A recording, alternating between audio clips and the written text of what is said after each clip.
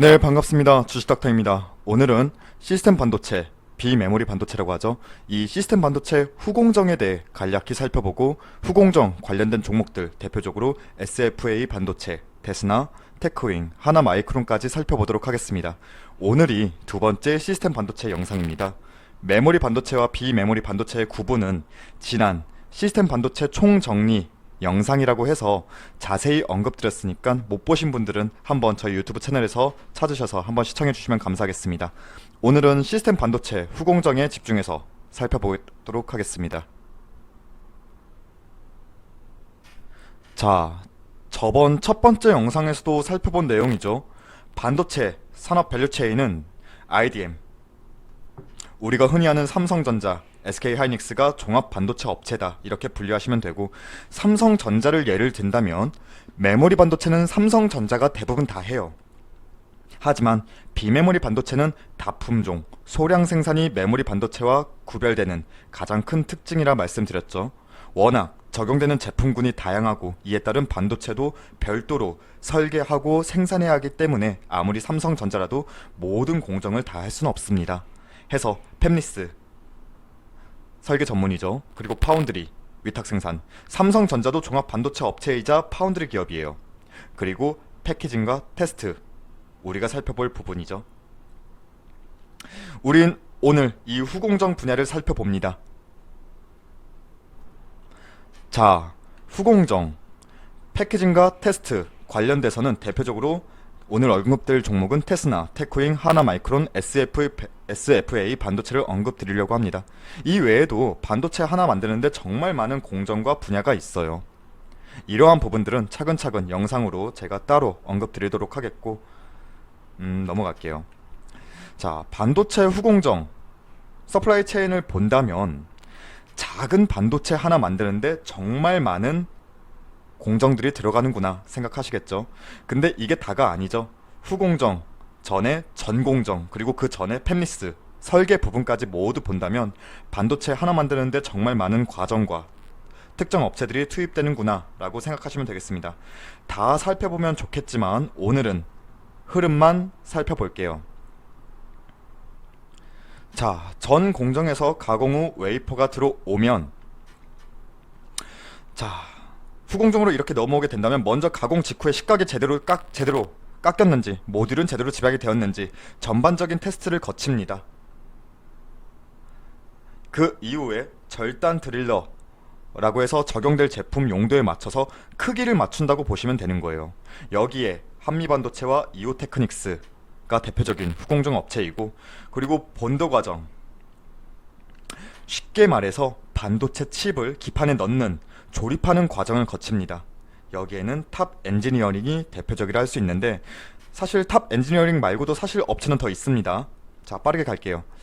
레이저 마킹, 쉽게 말해서 반도체 제품의 고성능 레이저를 이용해서 회사명이나 아니면 제품 번호 같은 정보를 각인시키는 기술입니다. 대표적으로 이오테크닉스와 한미반도체가 있는데, 저는 개인적으로 이오테크닉스를 좋게 보는데 이게 마킹 분야에서도 압도적인 기술력을 보유하고 있어요.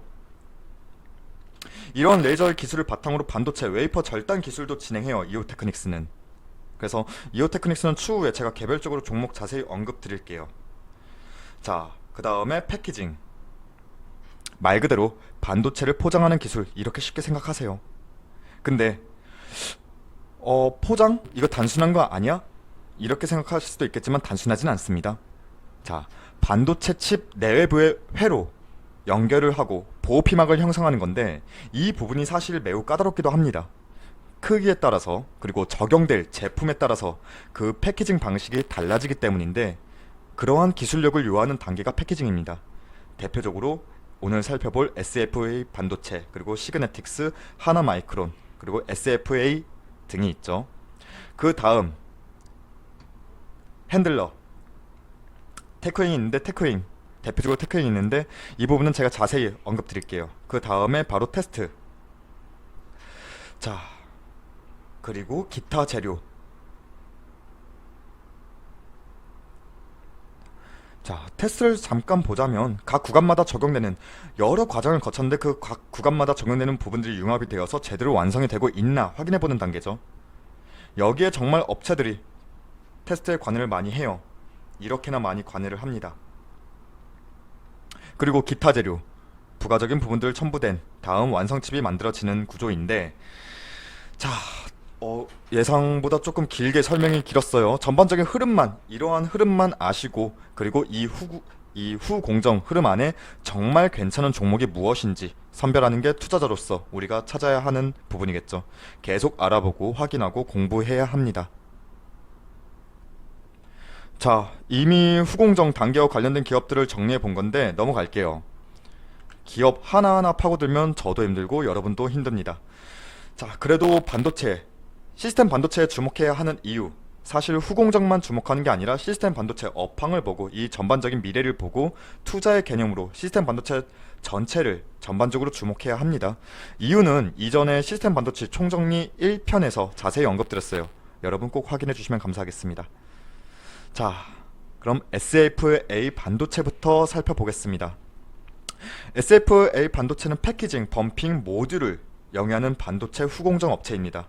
현재 비메모리 반도체향 매출은 14%가 조금 넘어요. 아직까지는 메모리 반도체 후공정 매출이 압도적인데 작년까지 85%가 넘었어요. 근데 주목하는 이유는 삼성전자, 디램의 유일한 후공정 협력 업체입니다. 자연스럽게 비메모리의 삼성전자가 집중도를 높인다면 SFA 반도체 또한 이러한 흐름의 편승에서 수혜를 받을 수 있을 것이다, 이렇게 보는 부분이고, 실제로 비메모리향 매출 비중이 조금씩이나마 확대되고 있는 상황입니다.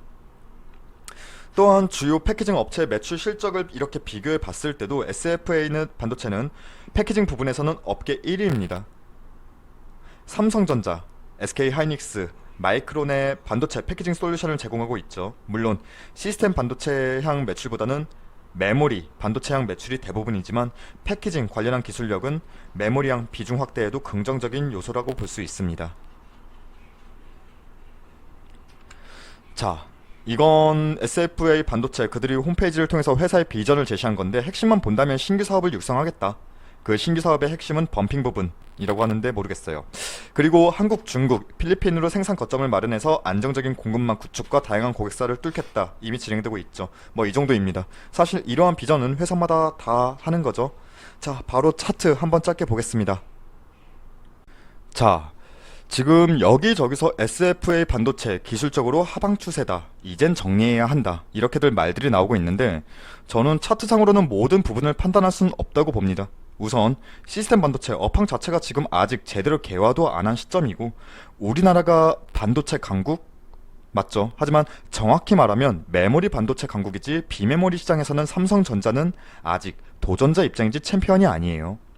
결국 승자가 되기 위해서는 이제 시작하는 단계인데 이 업황이 죽었다?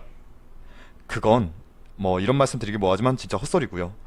그래도 차트를 조금 본다면 분명 최근 흐름은 꺾이긴 했습니다. 근데 이 꺾인 주 요인이 업황이 죽어서 기업 개별 악재가 있어서 그건 아니라는 겁니다. 시장의 관심도가, 이 시스템 반도체에 대한 관심도가 조금은 낮아졌기 때문인 겁니다. 먼저 이 부분도 볼게요. 자, 실적 추이만 짧게 볼게요. 실적 추이는 1분기, 지금 1분기는 소폭 하회하긴 하였지만 2분기 그리고 하반기에 대한 실적 개선은 긍정적이라 시장은 예상하고 있습니다. 자, 투자의 관점으로 본다면 현 시점, 이걸 조금 더 확대해서 볼게요. 현 시점, 분할 매수 관점으로 조금씩 모아가기에는 나쁘진 않은 구간입니다. 아래 4,500원까지도 룸은, 아래로 룸은 염두하시고 투자하시면 더욱 좋겠어요. 시스템 반도체에 대한 시장의 관심도가 아직은 낮은 상태라면 더 기다리지 못하는 개인 물량이 추가적으로 더 나올 수는 있습니다. 허니 이 점 때문이라도 아래 4,500원까지는 염두는 하시되 긴 호흡으로 본다면 현 구간 모아가기엔 적정 구간이라고 봅니다. 추가 매수 시점을 굳이 잡는다면 아래 4,000원에서 방망이 짧게 끊고 재진입을 노려볼 수도 있겠습니다. 하지만 이 4,000원 라인이 지금 볼린저 밴드와 맞닿아 있는 구간인데, 뭐 공식은 아니에요. 공식은 아니지만 보통 이 볼린저 밴드를 주가의 단기 바닥 구간이라고 생각들을 하죠. 저도 그렇게는 얼추 생각은 하지만 자,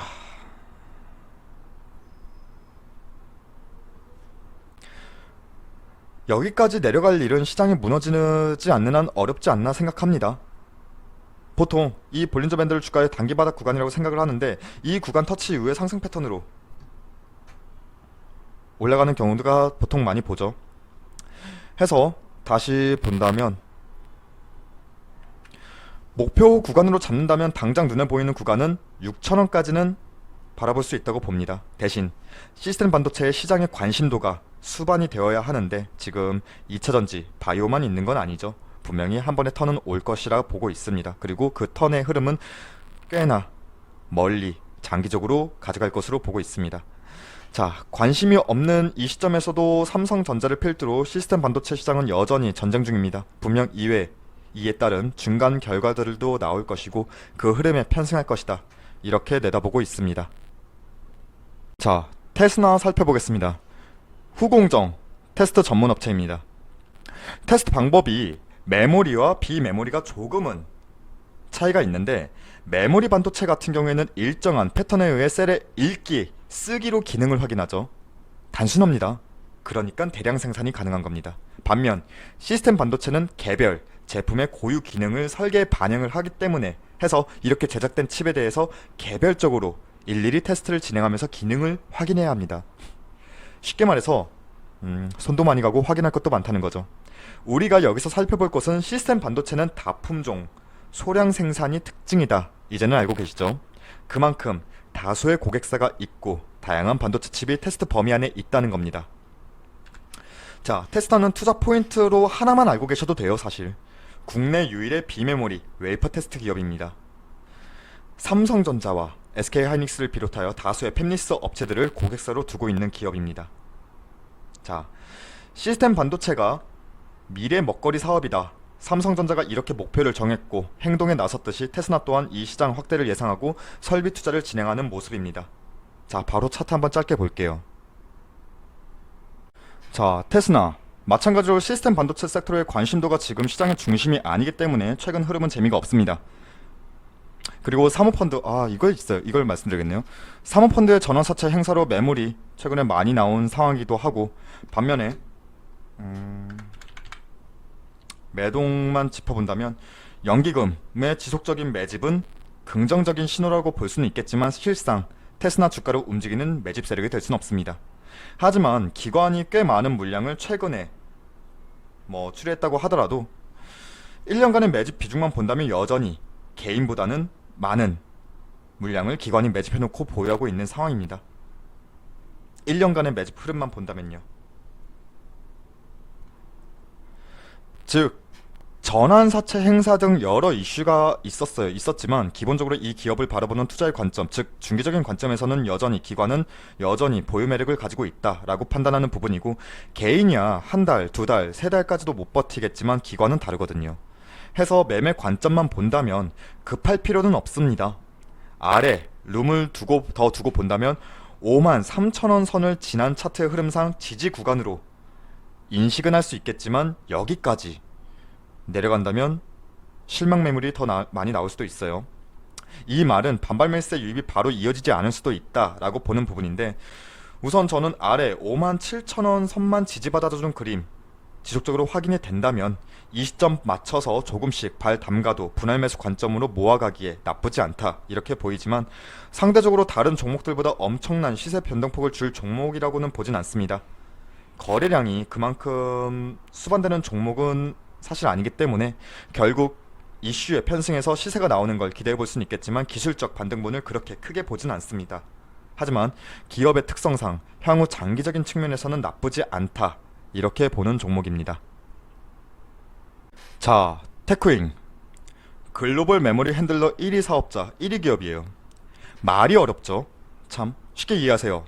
이 핸들러가 뭐냐면 칩의 성능을 테스트하면 보통 A, B, C 이렇게 등급별로 나누어지고 등급이 찍히거나 분량으로 판별되면 누군가는 이 칩을 분류해줘야 하는데 이 역할을 하는 게 핸들러입니다. 분량, 등급 이렇게 분류해주는 거예요. 쉽죠? 근데 이게 메모리와 비메모리의 핸들러는 조금은 달라요. 메모리는 기능이 단순하고 구조도 반복적인 테스트라 메모리의 저장 공간이 정상이냐 아니냐 이것만 검사하고 분류하면 됩니다. 동일한 작업을 엄청난 횟수에 걸쳐서 반복하는 작업인 거예요. 핵심은 메모리 반도체의 핵심은 얼마나 빨리 정해진 시간 내에 작업을 끝낼 수 있느냐, 이게 핵심이죠. 반면에 우리가 지금 살펴보고 있는 비메모리 반도체는 다품종 소량 생산이라고 했죠. 당연히 각 반도체마다 다른 다양한 기능들이 포함되어 있고 칩의 모양, 크기도 전부 다릅니다. 해서 메모리 핸들러와 달리 빠른 속도보다는 각 기능을 정확히 검사하는 게 핵심입니다. 테크잉은 앞서 설명한 메모리 핸들러의 1위 사업자예요. 하지만 비메모리 핸들러 시장이 메모리 반도체 핸들러 시장보다 2배 정도가 큽니다. 그렇기 때문에 테크잉 또한 비메모리 시장으로 적극적으로 전환을 하는 상황입니다. 현재 글로벌 비메모리 핸들러는 미국의 델타 디자인, 그리고 일본의 세이코, 독일의 멀티테스트, 대만의 혼테크가 장악을 하고 있는 상황인데, 테크잉 또한 후발주자로서 비메모리 시장에 적극 진입하고 있는 상황입니다. 자, 차트 한번 짧게 볼게요. 우선 테크잉 차트로만 본다면 하단 16,400원, 상단 19,000원, 이 가격 밴드 내에서 한동안 갇혀있는 흐름이다 라고 볼 수 있습니다. 상대적으로 후공정 관련 종목들에 비해서 그 위아래 출렁인 변동폭은 상당히 제어를 해주고 있는 상황이에요. 최근의 흐름은. 근데 이러한 흐름을 만들어준 것은 개인이죠.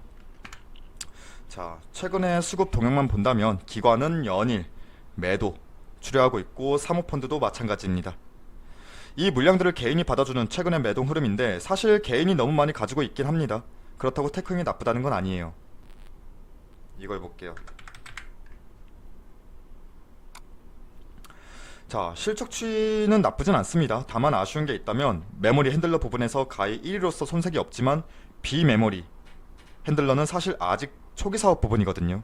물론 기대감을 가지고 반도체 시장의 수급이 중심이 되는 시점이 온다면 분명 테크잉도 수혜를 받겠지만, 이 시스템 반도체만 따로 분류해서 본다면 우리가 엄청 큰 수익을 노리고 진입하기에는 어느 정도 한계치가 보이지 않나 라는 생각도 개인적으로는 하고 있습니다. 조심스럽게. 하지만 그럼에도 기업 내실 자체가 튼튼하기 때문에 관심은 가져도 좋을 듯하고, 저는 개인적으로 19,000원 구간을 1차 목표 구간으로 보고 있는데, 사실 2만원 구간을 뚫고 이 강한 매물 구간을 뚫고 올라가려면 분명 테크잉도 비메모리 시장에서 어느 정도의 기술력이 어필이 분명히 되어야 하고, 그만큼 바운더리를 확보해야 할 겁니다. 그래야 장기 추세로 봐도 괜찮다 싶은 종목이 될 거예요.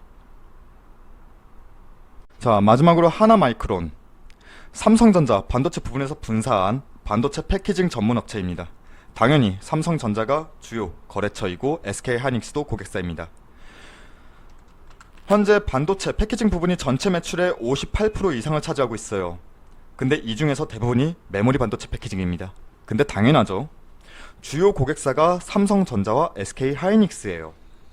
현재 삼성전자와 SK하이닉스는 메모리 반도체의 강자지 비메모리 반도체 시장에서는 도전자 입장이라고 말씀드렸어요. 당연히 매출 비중도 현재까지는 메모리 반도체가 높고, 당연히 하나마이크론 또한 메모리 반도체 패키징이 매출 비중이 높을 수밖에 없습니다. 하지만 비메모리 반도체 패키징 기술력도 갖추고는 있습니다.